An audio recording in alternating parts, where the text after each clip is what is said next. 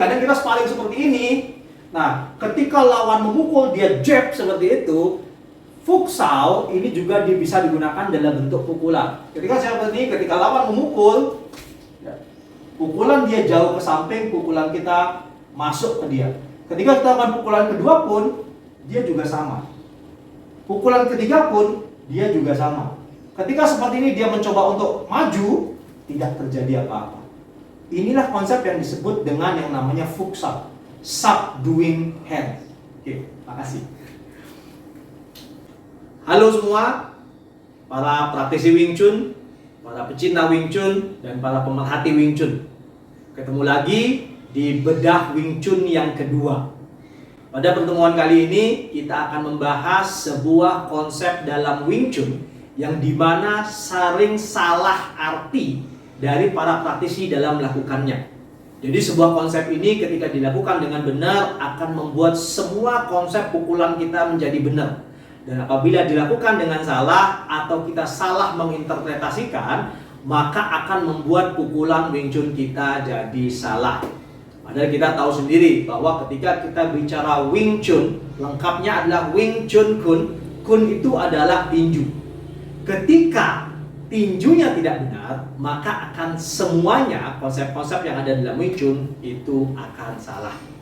Dan pada bedah Wing Chun yang kedua kali ini kita akan membahas konsep yang namanya futsal. Futsal itu ada di section 1 dari gerakan Sinim Tau kita, yang dimana section 1 ini bertujuan untuk membedah struktur kita, sehingga pada akhirnya struktur yang kita lakukan dalam Wing Chun itu menjadi struktur yang benar. Ketika kita lihat di dalam Sinim Tau, setelah gerakan Tanzao, kemudian kita putar Yun Sao dan menjadi Wu Sao, setelah ini gerakannya adalah futsal. Nah, futsal banyak sekali orang yang bingung, ini fungsinya apa gitu kan? Karena ketika kita bicara memukul, nggak bisa mukul dengan menggunakan pergelangan tangan ini. Itu cuma ada di koreo aja ya. Oke. Nah, futsal ini apa? Secara literasi bahasa, futsal itu artinya adalah subdue hand, subduing hand. Tangan yang menaklukkan tangan lawan. Saya ingat cerita dari Sifu David mengilustrasikan ketika kita bicara tentang futsal atau subduing hand. Itu adalah ketika kita berdiri tiba-tiba terus ada seekor anjing atau seekor binatang buas yang datang, kemudian dengan tangan kita taklukkan mereka sehingga pada akhirnya mereka menjadi jinak. Kalau anjing itu jadi jinak seperti itu. Nah, menjinakkan hewan buas itu, itulah konsep yang dilakukan oleh yang namanya futsal. Sehingga ketika kita bicara tentang futsal, banyak yang bertanya gimana caranya mukul dengan cara seperti ini. Maka jawabannya adalah ini bukan pukulan. Ini adalah sebuah konsep yang menunjukkan bagaimana struktur yang benar dalam melakukan konsep pukulan. Bentuknya bisa seperti ini, tapi ujungnya ini bisa berbeda-beda.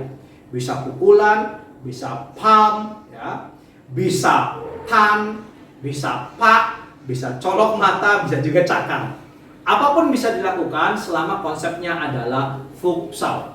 Nah, ketika kita melatih yang namanya futsal, yang paling penting adalah bagaimana struktur kita itu bisa mensubdu dari serangan lawan.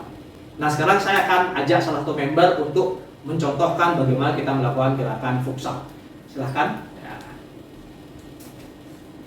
Oke, kita akan mulai salah satu teknik ketika kita melatih tangan kita untuk melakukan futsal, yang dimana ini diilustrasikan dalam pukulan.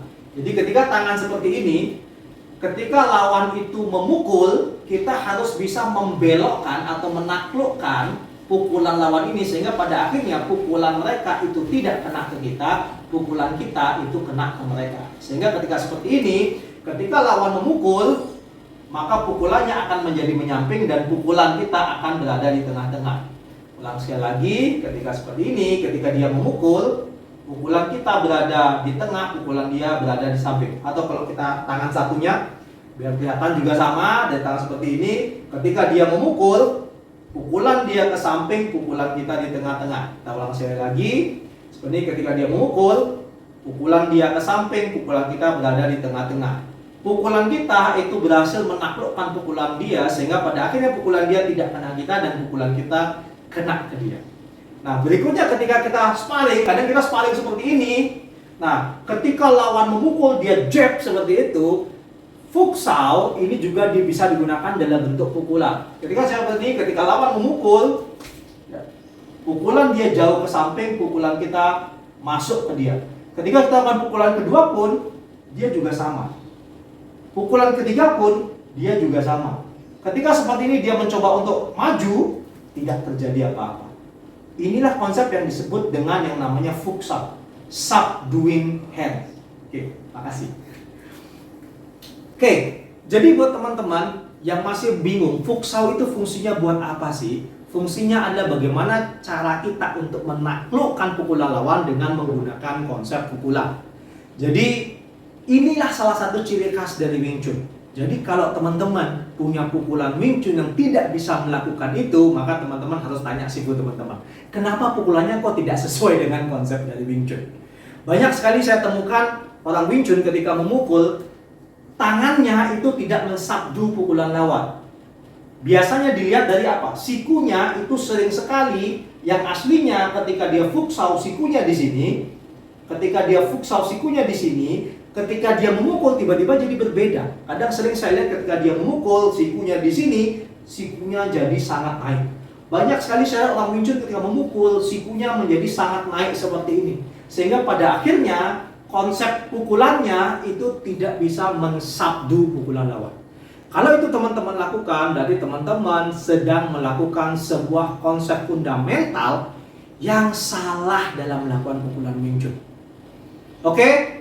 Itu konsep dari futsal yang kita bedah di dalam bedah Wing Chun yang kedua.